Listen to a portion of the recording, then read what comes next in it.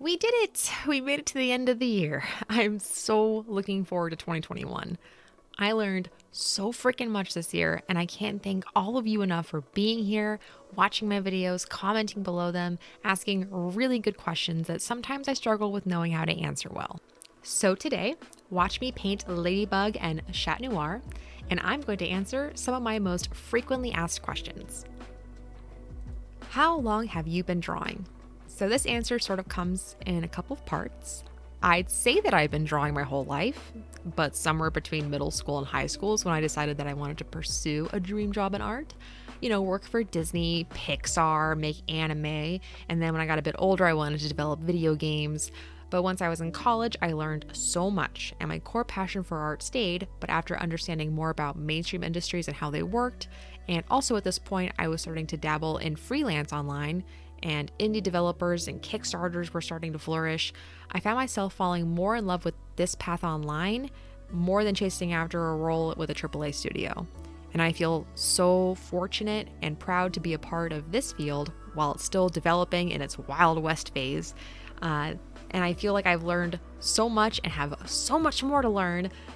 And I still find ways to succeed and produce content at the same time. It's just really exciting. And it's really cool to be a part of like this part in history and watch all these other fellow content creators and artists grow and succeed. And it's just really cool. To add to that, I would say that I've only felt confident in my art in the last 7 years or so. There are a few drawings from before then that I like, but I'm pretty confident in all my work since then. I really should do another one of those then and now repaint videos. I did one before and it's really cool to look back on, and I haven't done one in, like 4 years now, so definitely got to add that onto the roster for next year. All right, next question. Are you really drawing on one layer? All right, I have to admit, I have a hilariously weird sense of pride whenever someone points this out. But to be quite honest, a part of me worries that I do it because I'm just lazy. But another part of me wants to argue that I'm doing it because I'm efficient and I know what I'm doing.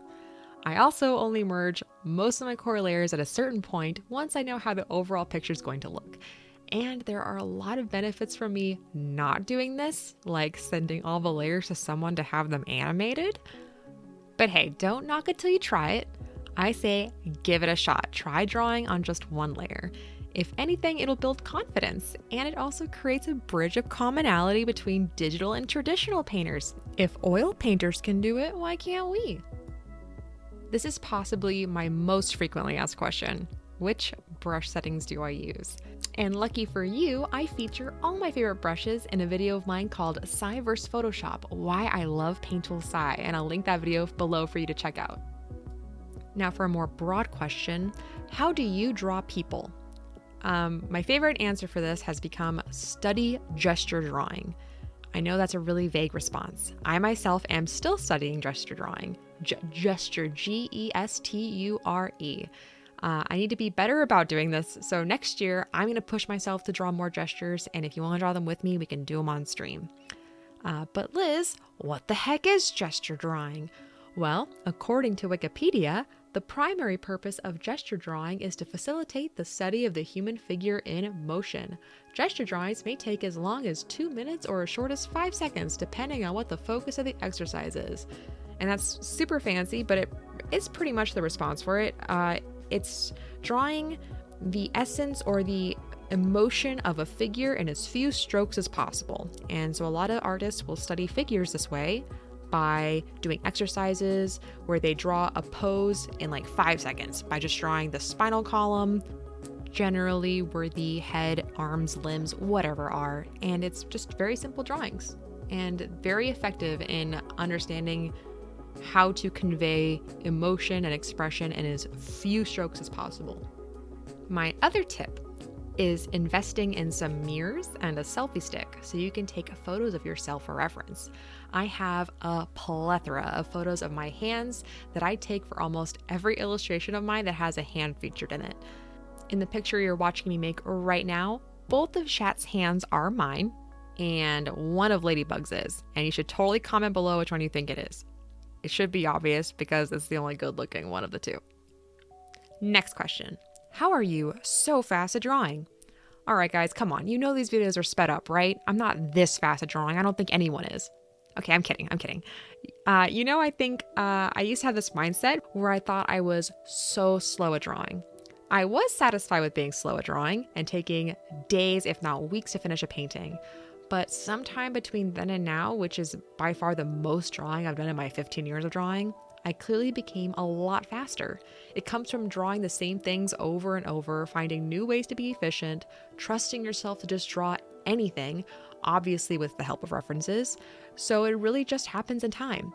Don't doubt yourself and don't stress out. Enjoy the process and just keep grinding. But in addition to that, I do have some helpful tips you can utilize. I paint with this strategy, work everywhere at once. I don't quite remember where I picked up the saying from originally, but to better define what it means, I make sure that I work a little in every place on the canvas over and over and build it up in layers.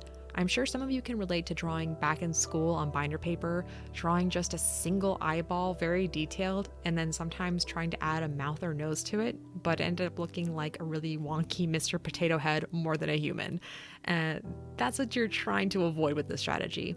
You're rendering both eyes at the same time, just a little, and bringing in the rest of the face and then the body with the same level of completion, and then going back to the eyes and adding a bit more, and so on and so forth. And if you go back through my videos, you'll see me do this in pretty much every time. And finally, who are some artists that inspire you? This is my least favorite question when I get asked on the spot because my mind goes totally blank, but I'm writing out this whole thing to read it out to you, and I had time to get names and links, so you're forced to appreciate them without me forgetting their names. I have some classic big names of old artists. I draw a lot of pinups, so Gil Elgren, and I'm a sucker for Art Nouveau, so Gustav Klimt and especially Alphonse Mucha. How could you not love Alphonse Mucha? Oh my gosh. But for modern day, alive and well artists on the grind with all of us, I have been following GDB for years. I would flex that we were once mutuals on DeviantArt, but I honestly could not be more proud and inspired by her work and efforts. She is phenomenal with color and themes, concepts, her textures. Oh my gosh, her work seriously just makes you so happy when you look at it. The best way I can describe her work is that it reminds me what it feels like to daydream when I look at it. Another one, I really love grotesque and ghoulish imagery. And when I stumbled upon Apparitions years ago, oh my gosh, I was like, I want this guy's stuff all over my house. I made sure to come back to see what new stuff he made all the time. And then when I found out that he also posts time-lapse videos on YouTube, oh my gosh, I was so ecstatic. I can see how he thinks while he works in his paintings. It is so cool to watch. So if you can handle hyper freaky realistic stuff, you should totally go check out his stuff. In the same realm of things, I just really like dark, spooky, textured, weird stuff.